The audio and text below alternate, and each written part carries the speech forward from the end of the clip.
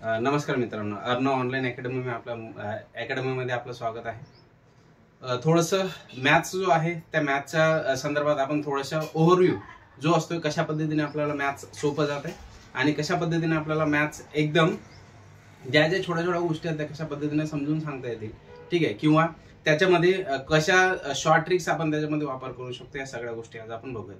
जसं जो काही आपला मॅथचा पोर्शन आहे त्या मॅथच्या पोर्शन मध्ये काय काय आहे त्याचे जे काही पॉईंट्स आहेत ते पॉईंट्स थोडेसे बघा. कारण जे काही एक मॅथ्स कसं आहे तो एकमेकांना इंटरडिपेंडंट आहे, इंटरलिंक आहे. कसा इंटरलिंक आहे की जसं मी जर का रेशो प्रपोर्शन घेतला तर तुम्हाला रेशो प्रपोर्शन म्हणजे गुणोत्तर आणि प्रमाण. गुणोत्तर प्रमाण काय आहे, कुठं यूज केला जातो, तुमच्या लसाव मसाव मध्ये सुद्धा यूज केला जातोय किंवा तुमच्या नफा तोटामध्ये सुद्धा वापर केला जातोय, ठीक आहे. त्यानंतर काय की तुमची जी काही पद्धत आहे, जसं शेकडेवारी असेल तर त्या शेकडेवारीची पद्धत तुम्हाला कुठं लावता येईल तर तुमच्या सरळ व्याज आणि चक्रवाढ व्याज मध्ये सुद्धा वापरता येईल. म्हणजेच काय की प्रत्येक गोष्ट कशी इंटरडिपेंडंट आहे त्या गोष्टीचा ओव्हरव्ह्यू मी तुम्हाला आज सांगतोय, ठीक आहे. जेणेकरून काय होईल की तुम्ही मॅथचं जे काही कन्फ्युजन आहे ते कशा पद्धतीने थोडंसं दूर करू शकाल त्या संदर्भात आपण थोडंसं त्याच्यावरती प्रकाश टाकूया, ठीक आहे. की जसं मी सुरुवात करतो रेशो आणि प्रपोर्शन पासून, ठीक आहे. आता रेशो प्रपोर्शनचा जर का विचार केलाय तर त्याला म्हणतो आपण गुणोत्तर प्रमाण, ठीक आहे. आता गुणोत्तर प्रमाणामध्ये बघा, आता हे जे काही गुणोत्तर प्रमाण आहे ते गुणोत्तर प्रमाण आपल्याला कुठं वापरता येईल तर तुमचं जे काही भागीदारी आहे याच्यामध्ये सुद्धा यूज करता येईल. त्यासोबत सोबत कारण गुणोत्तर प्रमाण सगळ्याच ठिकाणी अप्लाय होते, मग त्याच्यामध्ये भागीदारी असेल, त्यामध्ये रेल्वे असेल, त्याच्यामध्ये काय की तुमचा नफा तोटा असेल, ठीक आहे. त्यानंतर तुमचा शेकडेवारी असेल. ते कशा पद्धतीने या सगळ्याचा ओव्हरव्ह्यू मी तुम्हाला देतो, ठीक आहे. त्याच्यानंतर तुमचा जो काही काय म्हणता येईल की जे काही सरळ व्याज आहे, चक्रवाढ व्याज, या सगळ्या गोष्टी ह्या काय तुमच्या इंटरडिपेंडंट आहेत एकमेकांवर, ठीक आहे. मग आता याच्यामध्ये कोणकोणते टॉपिक्स आहेत जे आपल्याला घ्यायचे आहेत तर ते बघूया.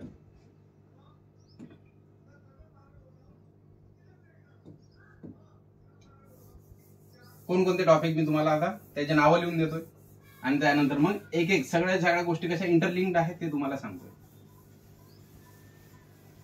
बघा की जर का टॉपिकचा विचार केला तर पहिला टॉपिक आहे तुमचा संख्या पद्धती. कोणता टॉपिक आहे? संख्या पद्धती.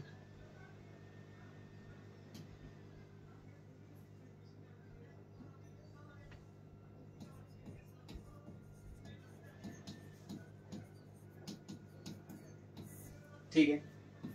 संख्या पद्धती म्हणजे नंबर सिस्टम त्याला आपण म्हणतो. संख्या पद्धती म्हणजेच काय, त्याला नंबर सिस्टम म्हटलं जातं, ठीक आहे. त्यानंतर काय की तुमचा लसावी मसावी आहे,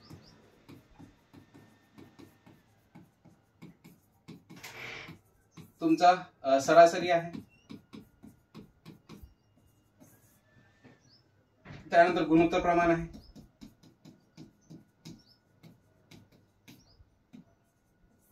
त्यामध्ये भागीदारी आहे,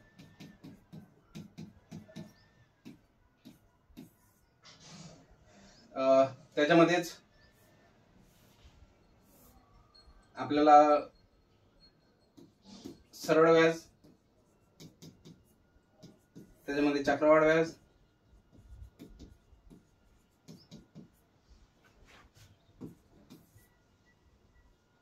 त्याच्यानंतर येईल आपला नफा तोटा, शेकडेवारी, ठीक आहे. त्यानंतर तुमची रेल्वे आहे, त्यानंतर बोट आणि प्रवाह, ठीक आहे. हे टॉपिक सर्वचे सर्व कशामध्ये आपल्या मॅथ्स मध्ये येतात. आता याच्यामध्ये बघा की छोट्या छोट्या गोष्टी की कशा पद्धतीने, जसं तुम्हाला जर का बेरीज, आपल्याला बेसिक थिंग माहित आहे. काय बेसिक थिंग की तुमचं जे काही मी जर का संख्या पद्धती घेतलाय तर संख्या पद्धतीमध्ये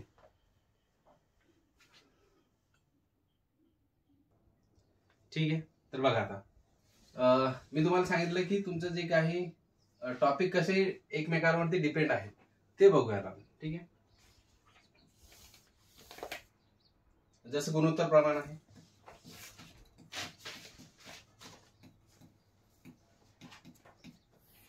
आता गुणोत्तर प्रमाणामध्ये मी म्हटलंय की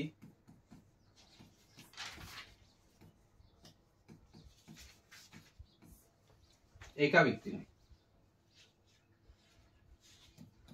1,000 रुपये त्याच्या मुलांमध्ये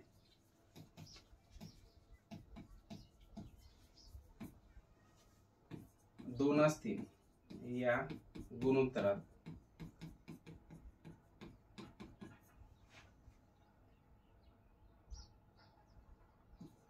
वाटले तर ए व बी ला किती रुपये मिळतील?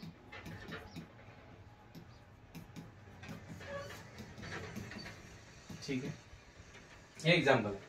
मग आता याच्यामध्ये बघा,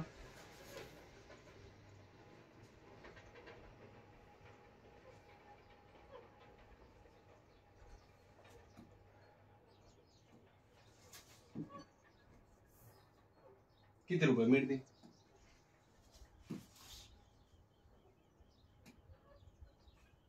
मग आता बघा 2 आणि 3 आहे, तर ए असेल इथं बी असेल. ठीक आहे, मग आता ए आणि बी ला किती रुपये भेटले? 3 आणि 2. याचा अर्थ जर का त्याच्याकडे 5 रुपये असते, किती रुपये असते? 5 रुपये असते, तर त्याने ए ला 2 रुपये दिले असते आणि बी ला 3 रुपये दिले असते. ठीक आहे, ए ला किती रुपये दिले असते? 2 रुपये, आणि बी ला किती रुपये दिले असते? 3 रुपये. पण त्याने त्या व्यक्तीने, म्हणजेच काय की या व्यक्तीने किती रुपये दिले? 1,000 रुपये त्याच्याकडे आहेत, 5 रुपये नाही. त्याच्याकडे किती रुपये आहेत? 1,000 रुपये.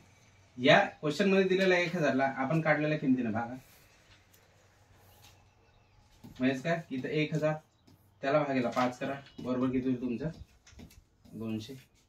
त्या 200 ने इथं गुणा, त्या 200 ने काय करणार?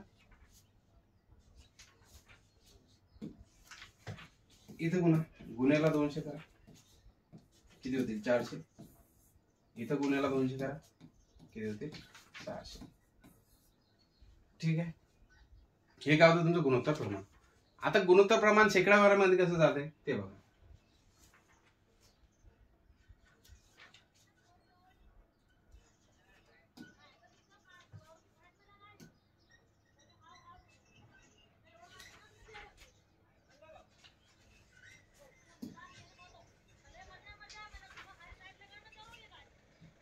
एक्झाम्पल हेच आहे.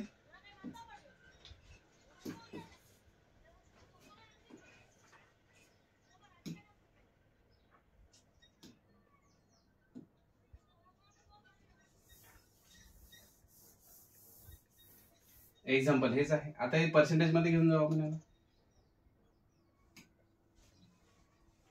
की जर काय पर्सेंटेजचा विचार केला की ए आणि बी कडे 2 असतील,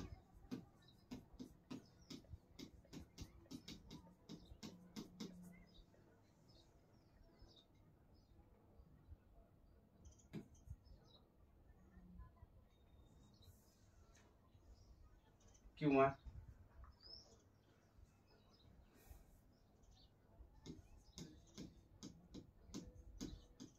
या गुणोत्तरात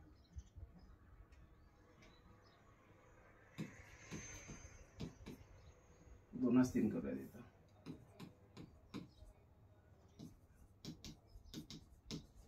तर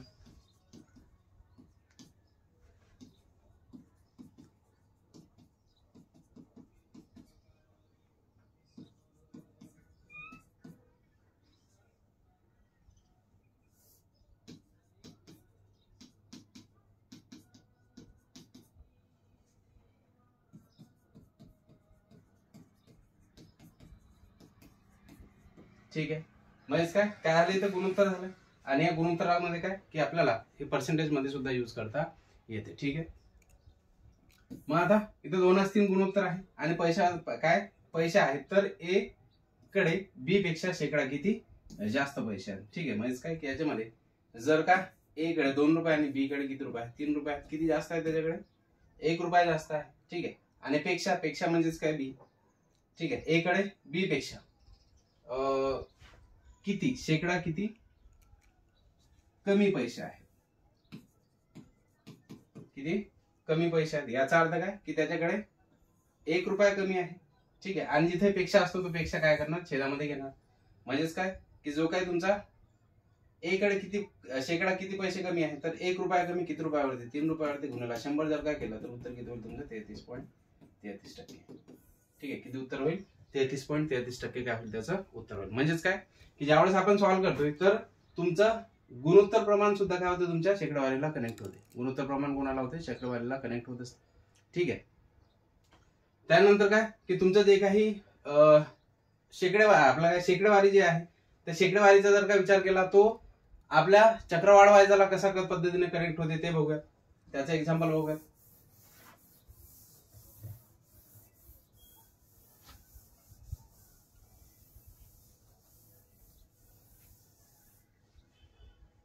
जसं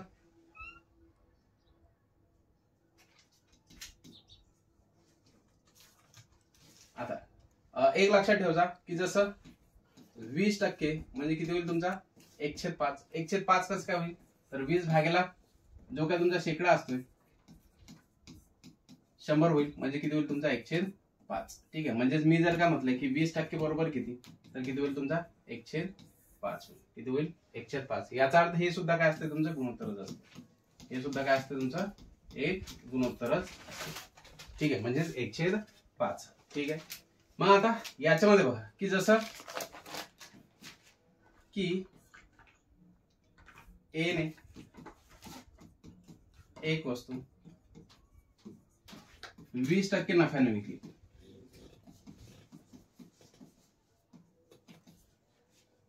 ए ने एक वस्तू 20% नफ्याने विकली.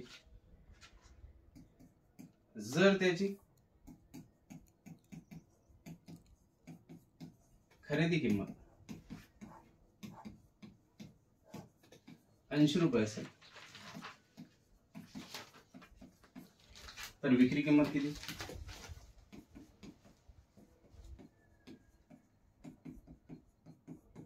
ठीक आहे, मग आता जसे तुम्हाला 20% दिसलं, 20%ला काय करणार, 20% बरोबर 1/5 करून टाका. 20% म्हणजे किती 1/5. इथे सांगितलं तुम्हाला 20% म्हणजे किती 1/5. ठीक आहे, याचा अर्थ तुमचा जो काही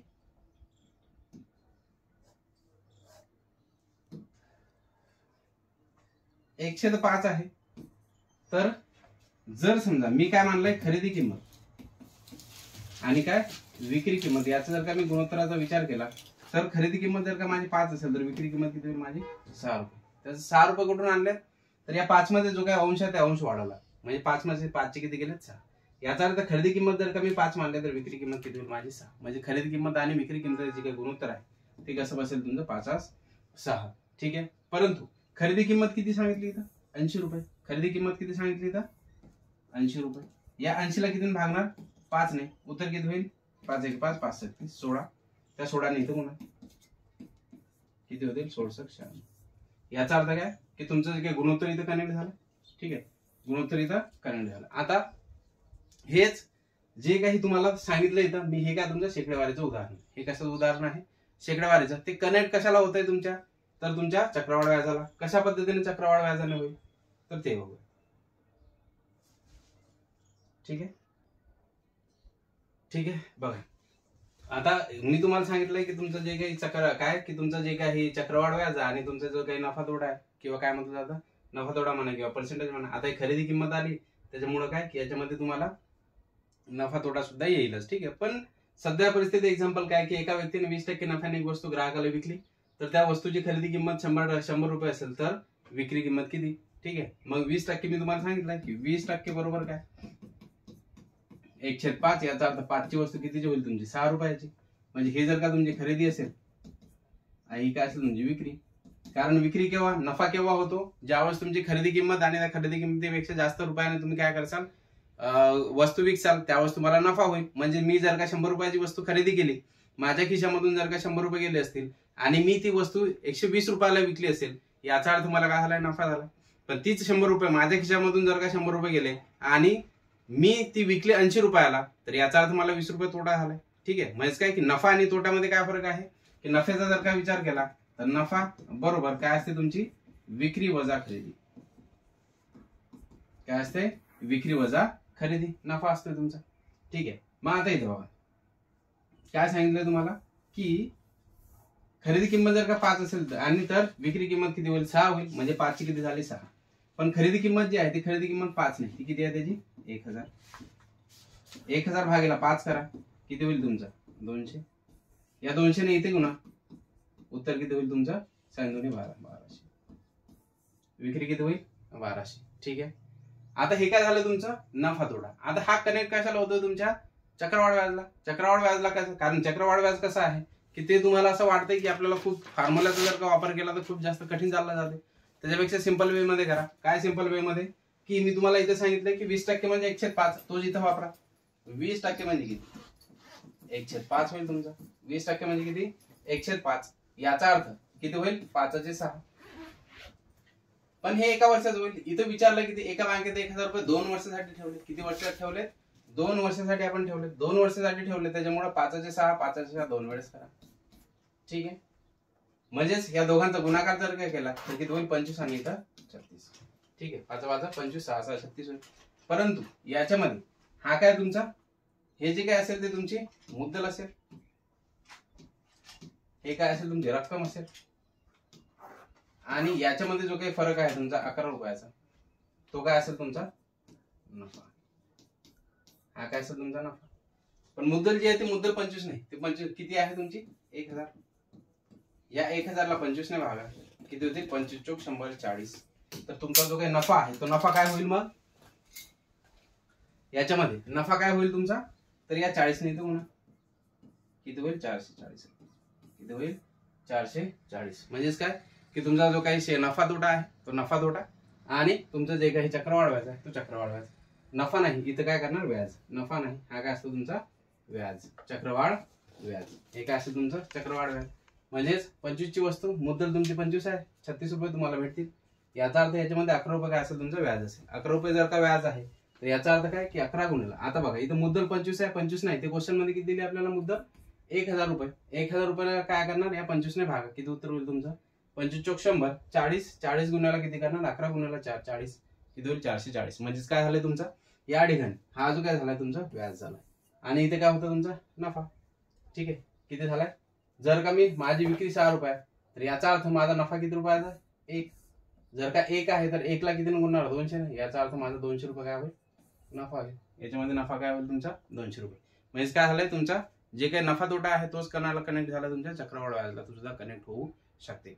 सरळ व्याजचं एवढं काही जास्त टेन्शन नाहीये. सरळ व्याजचं सिंपल फॉर्म्युल्याने गेले तरी उत्तर तुमचं येऊन जाते. ठीक आहे. ते तुम्हाला पुढे तुम्हाला सांगेलच. परंतु काय की याच्यामधून सांगायचं काय आहे की तुम्हाला प्रत्येक सब्जेक्ट जो आहे किंवा प्रत्येक सब्जेक्ट म्हणा किंवा मॅथ्स म्हणा हा एकमेकांवरती काय आहे तुमचा डिपेंडंट आहे. एकमेकांवरती काय डिपेंडंट आहे. त्याच्यामुळे काय होतंय की जेवढं जास्त काय होतंय की आपण जर का सेपरेट त्याला शिकलं तर काय होतं की थोडंसं कन्फ्युजन म्हणा किंवा काय की डेटा भरपूर सारा होऊन जातो. म्हणून त्याला इंटरकनेक्ट करा. इंटरकनेक्ट जर काय करसाल तर त्याच्यामध्ये काय होऊन जातं तुम्हाला जास्त सोपं चाललं जातं. ठीक आहे. जर का सोपं गेलं तरच काय होईल तुम्हाला मॅथ्स मध्ये मजा सुद्धा येईल, नाही तर खूप जास्त कठीण जाणारा तुमचा सब्जेक्ट आहे. त्याला इझी वे मध्ये कशा पद्धतीने शिकवलं जाईल ते तुम्हाला 100% मी सांगेल. ठीक आहे. एकदम इझी वे मध्ये की तुम्हाला परमनंटली गोष्टी लक्षात सुद्धा राहतील आणि फॉर्म्युला एकदम कमी वापरण्यात येतील, जेणेकरून काय होईल की आपल्याला प्रत्येक टॉपिक एकदम इझिली अंडरस्टँड होईल. ठीक आहे. ठीक आहे. बघा किशोरचा पगार विजयपेक्षा 10% जास्त आहे तर विजयचा पगार किती टक्के कमी आहे. असं जर का एक्झाम्पल असलं तर याला 2 वेने सॉल्व्ह करू शकतो आपण. कोणता वे की एक पहिला वे आहे तुमचा फॉर्म्युला, म्हणजेच काय की तुमचा याला काय म्हणतात जातं फॉर्म्युला म्हणजेच तुमचं सूत्र. सूत्राचा जर का विचार केला तर सूत्र कशा पद्धतीचे आहे, तर जर का इथं पेक्षा % कमी तर काय करणार, जर का याच्यामध्ये काय असलं तुमचं पेक्षा % कमी जर का असलं तर त्याच्यामध्ये काय करणार तुमचा 100 गुणिले टक्का, त्याला भागला 100 अधिक टक्का. काय म्हटलं इथं किती टक्के कमी आहे. कमी आहे म्हणून काय केलंय तुमचं कमी घेतलंय, पेक्षा टक्के कमी बरोबर 100 गुणिले टक्का त्याला भागायला 100 अधिक टक्का. या पद्धतीने तुम्ही सॉल्व्ह करू शकता. याच्यामध्ये काय व्हॅल्यू टाकले उत्तर येऊन जाते. याच्यापेक्षा सोपी जर का म्हटलंय बरं ठीक आहे, याला पहिले आपण सॉल्व्ह करून घेऊ. किती होईल तुमचा 100 गुणिले टक्का, टक्का किती आहे तुमचा 10, त्याला भागला 100 अधिक टक्का बरोबर किती होईल तुमचा 1000, त्याला भागला किती होईल 110. 1 0 1 0 काढून टाका. जर का 100 ला 11ने जर का भागलंय तर 11×9 1/11 टक्के काय होईल तुमचं उत्तर. ठीक आहे. म्हणजेच काय की तुमचं जे काही विजेचा पगार जो आहे तो किती टक्क्याने कमी आहे तर 9/11 टक्क्याने कमी आहे. ठीक आहे. मग आता दुसरा वे बघा की दुसऱ्या वे मध्ये कशा पद्धतीने आपण याला सॉल्व्ह करू शकतो. जसं मी तुम्हाला सांगितलं की 10% जो आहे 10% बरोबर काय होईल तुमचा 1/10. 10% बरोबर काय होईल तुमचा 1/10 होईल. 10% म्हणजे 1/10 जर काय झालं याचा अर्थ मी जर काय म्हणलंय की समजा याच्यामध्ये किशोरचा जो काही पगार आहे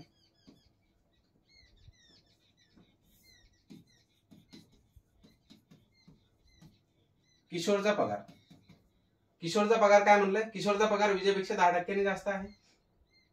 10% जास्त आहे म्हणजे मी जर काय म्हटलंय की तुमचा किशोरचा पगार विजेपेक्षा 10% जास्त आहे. इथं आणि इथं घेतलंय विजेचा पगार म्हणजे इथं जर का 10 घेतलंय आणि इथं जर काय केलं तुमचा 11. म्हणजे मी काय मानलंय विजेचा जो काही पगार आहे हा 10 मानलाय आणि त्याच्यामध्ये एक जास्त 11 कोणाचा पगार मानला किशोरचा पगार मानला. कारण इथे काय म्हटलंय की किशोरचा पगार विजेपेक्षा 10% जास्त आहे.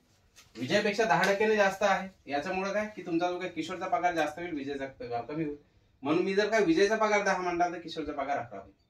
याचा अर्थ आता विचारलं काय जर विजेचा पगार किती टक्के कमी आहे. ठीक आहे. पगार किती टक्के कमी आहे याचा अर्थ याच्यामध्ये विजेचा पगार कितीने कमी आहे 1ने कमी आहे. कितीने कमी आहे 1ने. म्हणजेच काय शेकडा कमी बरोबर 1/11 किती होईल तुमचा इथं 1/11 जर का तुम्ही केले तर उत्तर किती होईल तुमचं टक्के. ठीक आहे. 1/11 टक्के म्हणजे 1 वरती 1 कमी टक्के किती होईल तुमचा 100/11 बरोबर उत्तर किती होईल 9/11 किती होईल 9/11 टक्के काय तुमचं उत्तर. म्हणजेच काय की तुम्ही दोन्ही वे मध्ये त्याला सॉल्व्ह करू शकता. पहिला वे कोणता आहे तुमचा फॉर्म्युलाचा आहे. फॉर्म्युला पाठ करावा लागेल. हा पाठ करायची गरज नाही. 10% उचललाय 10% उचलल्यानंतर काय 110 घेतलंय. ह्या 10 पगार विजेचा मानलाय किशोरचा पगार 11 मानलाय. जो काही विजेचा पगार आहे 1ने कमी आहे कोणापेक्षा किशोरपेक्षा. याचा अर्थ शेकडा कमी म्हणजेच काय की 1ने कमी किती वरती 11 वरती गुणेला 100 किंवा टक्केपेक्षा इथे काय करणार गुणेला 100 करून द्या म्हणजे तुम्हाला उत्तर भेटून जाईल. 100/11 केला 9/11 काय होईल तुमचं उत्तर. म्हणजेच काय उत्तर इथं सुद्धा सारखं आहे इथं सुद्धा सारखंच आहे. ठीक आहे. फक्त एवढंच आहे की इथं फॉर्म्युला तुम्हाला लक्षात ठेवावा लागतो. इथं फॉर्म्युला लक्षात ठेवायची गरज पडणार नाही. ठीक आहे. बघा वयवारीचं एक्झाम्पल आहे आणि वयवारीचा जो काही टॉपिक आहे हा 100% तुम्हाला कोणत्या ना कोणत्या एक्झाम मध्ये विचारला जाईल आणि वयवारीवरती तुम्हाला एकतरी एक्झाम्पल दिसेल म्हणजे दिसेल. ठीक आहे. आणि सिंपल आहे. सगळ्यात सिंपल कन्सेप्ट जर का बघितला तर तुमचा वयवारीचा आहे. ठीक आहे. फक्त एवढंच आहे की त्याची प्रोसिजर आपल्याला माहिती असणं आवश्यक आहे.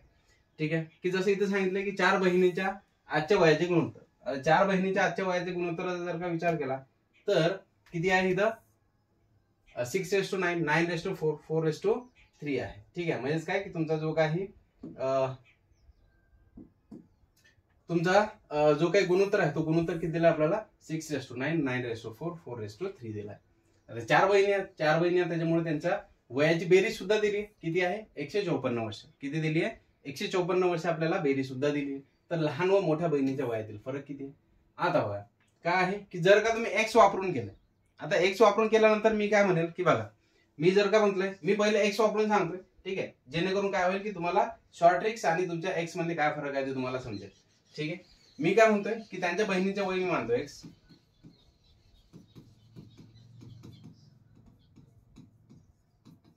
बहिणींचे वय किती मानलं मी एक्स म्हणजे इथे किती होईल ए बहीण मानतोय मी तिला किती 6x बी बहीण मानतोय मी 9x सी बहीण मानतोय किती तुमची 4x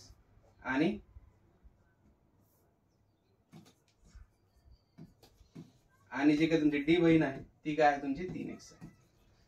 ठीक आहे. त्यानंतर याची बेरीज सांगितली म्हणून मी याची बेरीज करतो 6x plus 9x plus 4x plus 3x is equal to किती आहे 154.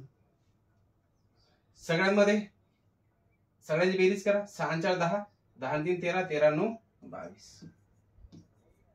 ठीक आहे. किती होतील 13 9 तुमचे 22 होतील. ठीक आहे. 22 बरोबर 154 म्हणजे x बरोबर काय होईल तुमचा 154 त्याला भागायला किती होईल 22 भाग द्या. मी जर का याला भागलं तर 22चा वाडा जर का पाठ नसेल तर काय करणार पहिले याला 2 ने भागा दोन्ही याला 2 भागा, किती होतील? बेस आधी 14 बेस आधी 14 आणि इथं भागला तर किती होईल? 11. 11ने 77 ला भाग जाईल, किती उत्तर होईल? 7. म्हणजे x ची किंमत किती आली? 7. x ची किंमत जर का 7 झाली तर मोठी आणि लहानी बहीण गुणोत्तरावरून मला समजतंय की इथं काय याच्यामध्ये मोठी बहीण माझी काय असेल? ही असेल मोठी आणि सगळ्यात लहान कोणती असेल? ही वाली. ठीक आहे, म्हणजेच या दोघांमधला जो काही फरक आहे तो फरक आपल्याला काढायचा. फरक किती आहे मग? 9x वजा 3x. 9x वजा 3x बरोबर. ठीक आहे, किती होईल इथं? 6x. म्हणजेच 6 गुणिले x ची किंमत किती आहे इथं? 7. 6 ची x ची किंमत 7 आहे, किती उत्तर होईल? 42. उत्तर किती होईल? 42. ठीक आहे, म्हणजेच काय की याच्यामध्ये किती यांचा फरक आहे? 42 वर्षाचा फरक कशामध्ये दिसतो? लहान आणि मोठ्या बहिणीमध्ये दिसतो. आता एवढं मोठं तुम्हाला सॉल्व्ह करावं लागेल, कशामुळे? तुमच्या x वापरण्यामुळे. ठीक आहे, आता x च्या व्यतिरिक्त दुसरी जर का प्रोसिजर तुम्ही बघितली तर ते एकदम सिंपल आहे. एवढं करत बसायचं नाही. हे फक्त समजून सांगण्यासाठी असेल की बाबा x च्या पद्धतीने आपण कशा पद्धतीने करतो, पण एवढा एक्झाम मध्ये आपल्याला वेळ नसतो, त्याच्यामुळे त्याला करायचं नाही. दुसऱ्या पद्धतीने कसं करता येईल ते बघ, की मी यालाच घेतोय. ठीक आहे, हे जे काही एक्झाम्पल आहे त्या एक्झाम्पलला मी या पद्धतीने सॉल्व्ह करतोय. ते बघा की डायरेक्ट मी काय करतोय की तुमचं जे काही गुणोत्तर आहे ते गुणोत्तर घेतोय. किती आहे? 6:9, 9:4, 4:3 आणि या सगळ्यांची मी करतो बेरीज. टोटल बेरीज किती होईल सगळ्यांची? कारण बेरीज सांगितली आहे मला, त्याच्यामुळे याची बेरीज किती होईल माझी? 22 बेरीज. पण जी काही बेरीज आहे ती बेरीज आपल्याला क्वेश्चन मध्ये 22 नाही दिलेली. किती आहे? 154. किती आहे? 154 आहे. त्या 154ला कितीने भागणार? या 22 ने. 22 ने जर का 154 ला भागला तर उत्तर किती होईल? 7. उत्तर किती होईल? 7. आणि आता विचारलं का आपल्याला लहान आणि मोठ्या बहिणीमधला फरक. आता याच्यामध्ये मोठी आणि लहान कोणती दिसते तुम्हाला? मी जर का बघितलंय तर याच्यामध्ये मला दिसेल मोठी दिसेल 9 आणि लहानी दिसेल. या दोघांमध्ये जो काय फरक आहे तो कितीचा आहे? 6चा. दोघींमध्ये फरक कितीचा आहे? 6चा आहे. फरक येतोय 6. या 6ला कितीने गुणणार? आपण जे काही इथं व्हॅल्यू काढली 7, 6 गुणिले 7 करा. म्हणजेच काय की मी जर का इथं 6 गुणिले 7 केलंय तर उत्तर किती होईल माझं? 42. उत्तर किती होईल? 42 वर्ष. माझं उत्तर किती होईल? 42. ठीक आहे, म्हणजेच काय की तुमचं जे काही मी बघितलंय तुम्हाला इथे सांगितलंय की तुमचं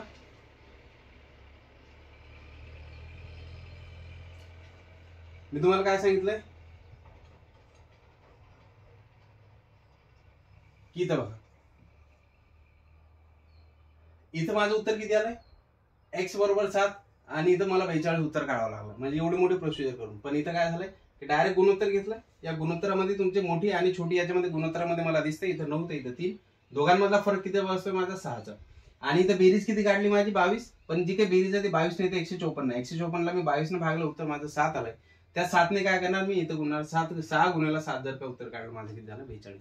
याचा अर्थ काय की एवढं मोठा x वापरल्यापेक्षा तुमच्या या सिंपल वे मध्ये काय होईल तुम्हाला एक्झाम्पल सॉल्व्ह करता येईल. ठीक आहे, एकदम सिंपल वे मध्ये. कोणता सिंपल वे आहे तुमचा? हा वाला जो सिंपल वे आहे त्याच्यामधून काय करता येईल तुम्हाला? डायरेक्टली एक्झाम्पल सॉल्व्ह करता येईल. ठीक आहे, याच्यामध्ये एक्स वापरायची गरज पडणार नाही. ठीक आहे, ठीक आहे.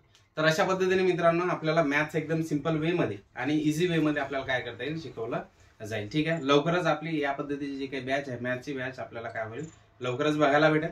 आपलं हे जे काही लेक्चर आहे ते तुम्हाला युट्यूब वरती टाकून दिलं जाईल. त्याच्यासोबत त्याची काही लिंक आहे, ऍपची लिंक आणि तुमच्या लेक्चरची लिंक, तुम्हाला सगळ्या गोष्टी, टेलिग्रामची जी काही लिंक आहे ते सुद्धा त्याच्यावरती देण्यात येईल. ठीक आहे, जेणेकरून काय होईल की तुम्हाला लवकरात लवकर आणि चांगल्या पद्धतीने क्वालिटेटिव्ह मटेरियल आणि जो काही कंटेंट आहे तो कंटेंट कशा पद्धतीने दिला जाईल या गोष्टीकडे आमचा काय असेल फोकस असेल. त्याच्यामुळे काय की तुमचा जेवढा मॅक्सिमम होईल तेवढं मॅक्सिमम पोरांना शेअर करा, जेणेकरून काय होईल की गरीब विद्यार्थ्यांना सुद्धा ह्या गोष्टी इझिली अवेलेबल होऊन जातील. ठीक आहे, त्याच्यामुळे काय की तुम्हाला सगळ्या गोष्टीची माहिती तुमच्या आपल्या टेलिग्राम चॅनलवरती उपलब्ध होऊन जाईल. टेलिग्राम चॅनल तुम्हाला दिलं जाईल. ठीक आहे, जेणेकरून काय होईल की आपण जेवढं मॅक्सिमम त्याला शेअर करणार जेवढं.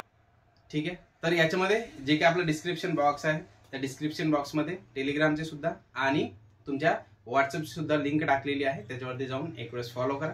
आणि जेणेकरून काय होईल की आम्हाला जास्तीत जास्त जर का प्रोत्साहन भेटलं तर आम्ही लवकरात लवकर तुम्हाला व्हिडिओ टाकून देऊ. ठीक आहे. आणि लवकरच आपली बॅच सुद्धा चालू करून देऊ. ठीक आहे.